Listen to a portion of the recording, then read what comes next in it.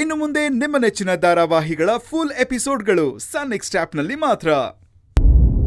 ಹೋ ಹೌದಾ, ನೀನ್ ಹೇಳಿದ್ಮೇಲೆ ಹಾಗೇ ಮಾಡೋಣ ಬಿಡು. ಏಯ್ ಏನೇ ಏನೋ ಹೋದ್ರೆ ಹೋಗ್ಲಿ ಅಂತ ಸುಮ್ನೆ ಇದ್ರೆ ನಮ್ಗೆ ಉಪದೇಶ ಕೊಡಕ್ ಬರ್ತೀಯ ನೀನು? ನೀನೇನು ಹೇಳ್ಬೇಡ.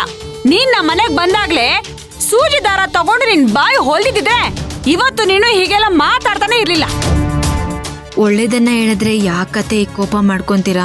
ಏಯ್ ನೀನ್ ಯಾರೇ ನಮಗ್ ಒಳ್ಳೇದ್ ಹೇಳಕ್ಕೆ? ಬಾಯಿ ಮುಚ್ಕೊಂಡು ಒಳಗ್ ಹೋಗೆ.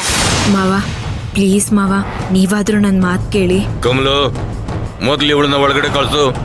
ಅವ್ರು ಹೇಳ್ತಾ ಇದಾರೆ ತಾನೆ, ಬಾಯಿ ಮುಚ್ಕೊಂಡು ಇಲ್ಲಿಂದ ಹೋಗ್ತಾ ಇರೋ. ಬಂದ್ಬಿಟ್ಟು ದೊಡ್ಡದಾಗಿ ನಮ್ಗೆ ಉಪದೇಶ ಕೊಡಕ್ಕೆ ಹೋಗೆ.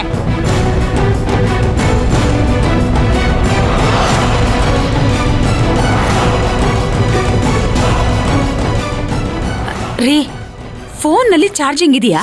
ಇದೆ. ನೆಟ್ವರ್ಕ್ ಇದೆಯಾ? ಇದೆ.